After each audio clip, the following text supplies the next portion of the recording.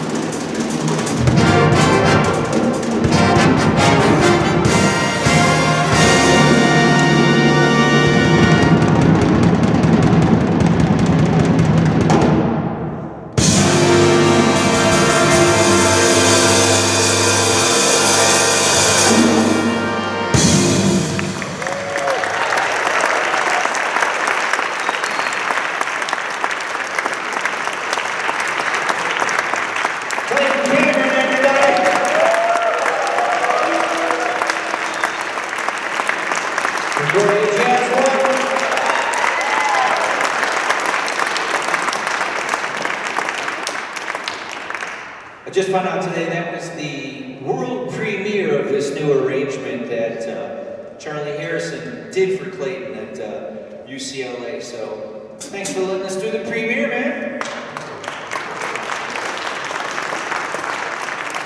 First of all, it's such a pleasure and an honor to be invited by Dr. David Eiler. So I'm really happy to be here. So that particular piece was written for me by Kenny Burrell. He showed up to one of our gigs one night and said, Clayton, here, just play this tune, this is for you. And I was like, oh my God. So anyway, it seemed fitting that if I was going to do something on brushes, that I would bring what Kenny Burrell gifted to me. So thank you so much for playing that arrangement.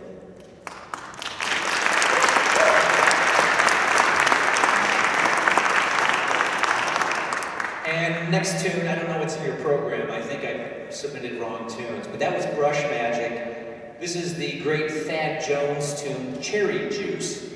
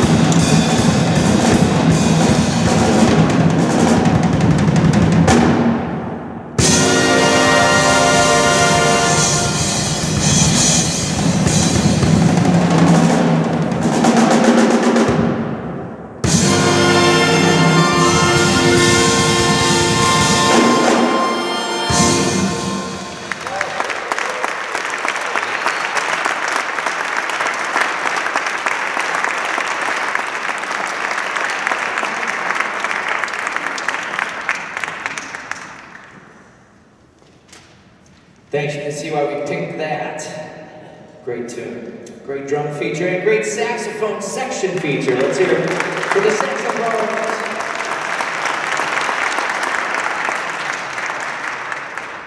We're going to continue on with one of the great arrangers for the Count Basie Band, Sammy Nestico, and we're going to play the pressure cooker. And you gotta look forward to Clayton's stories. He's got the best stories.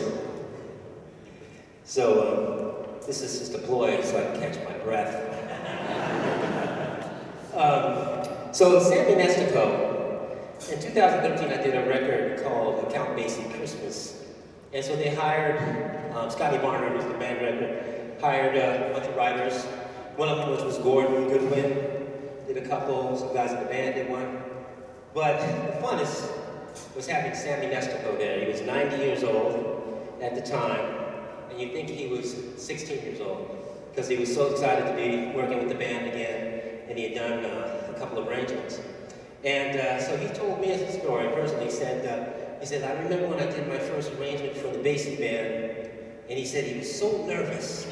And he took it to Basie. He said, Basie, I'm not really sure, it really sounds like a Count Basie chart, I did my best, and Count Basie looked at him and says, don't worry, babe, we'll make it Basie.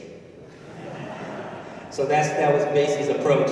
So we're gonna do this Sammy Nestico tune, and I want you to pay particular attention to the beginning, because we have a lovely solo by Viva on piano, and when Basie's band was put together about 90 years ago, they were the template for the rhythm section. Rhythm section is, piano, bass, drums, and guitar. And so they were the first group where you actually had certain roles that we use up until this day. They haven't changed, The bass is keeping good harmony in time, I'm keeping time with the bass. Papa Joe Jones invented, the drummer for a Basie band was Papa Joe Jones. He invented this instrument here. So when I start out, the beat that I'll be playing is just the exact same thing that he would have played, but not as good. And this is called a hi-hat. So that swing beat, did you hear? That was invented by the Basie band, or via Papa Joe Jones. So this is called Pressure Cooker, as Russell said, and I hope you enjoy it.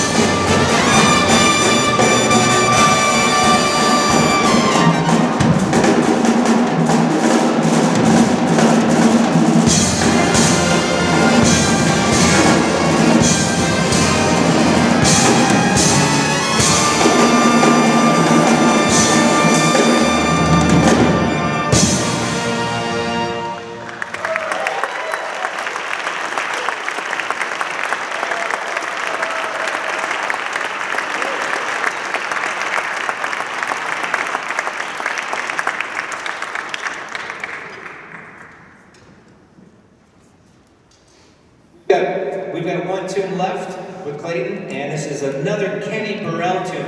You got to give us a Kenny Burrell story. We haven't heard enough Kenny Burrell stories. Who's the drum tech here? Is there any drummers in the audience? Come on, somebody.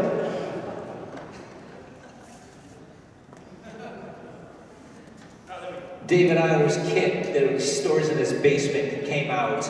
Doesn't this thing sound great? Why haven't I seen this before? David would be remiss if I didn't tell you that this drum set is from Ringo Starr. This is Ringo's old drum set, and apparently he didn't like the color. I'm not saying I like it either, but they sure sound good. Yeah, Kenny Burrell. Kenny, for those of you who may not know, is one of the staples of jazz music, early jazz, bebop. Because when he was just a teenager, he got hired by Dizzy Gillespie to perform with him on a record called 10-10 Dale. So he's playing on that early recording of Latin and jazz coming together. And then of course he had his own career where he's just playing, numerous recordings and classic recordings. And so I just feel very, very honored and blessed that he actually hired me to work at UCLA, where I've been working for 16 years. But my Kenny Burrell story is more of a not Kenny Burrell story, where I first moved to New York and I had a gig with Kenny Burrell. I was just so excited. And so I had a couple of gigs that day, but Kenny was going to be that night. And I was living in Brooklyn. I rented a car. People told me, hey, rent the car in New Jersey. And, not in New York. Renting in New Jersey is cheaper, no taxes. And so I took the train to New Jersey. I rented the car. As I was renting the car, now mind you, I've only been living in New York for a couple of weeks. And I got this gig with Kenny Burrell coming up. And over the radio, inside the rental car agency, it said, "Snowstorm coming in tonight." Now you people know about snowstorms. But I didn't. I was from Los Angeles. And I just moved to New York and I was there for 2 weeks. Long story short, the snow came in and everything was closed down in New York. So that was one day of rent a car and the gig got canceled. The next day it rained and the car got frozen in ice. That was 3 days of rent a car and no gig. So finally, as you know more than I, being from LA, Southern California, where it's 95 degrees today, I had to chip the car out of the ice. So I had the car for 3 days, and I drove all the way, had to drive it all the way back to the rental car agency on the 4th day, with never having used it other than to drive from there and back, and never got to play with Kenny. But Kenny Burrell would hire me years and years and years, so I've done about 13 records with Kenny Burrell, and I just feel very honored and blessed by that. So this is one of the tunes that we used to play quite a bit, called Kenny's Sound. He also re-recorded it and called it Fourth Dimension. So this is Kenny Burrell's Sound, Kenny's Sound.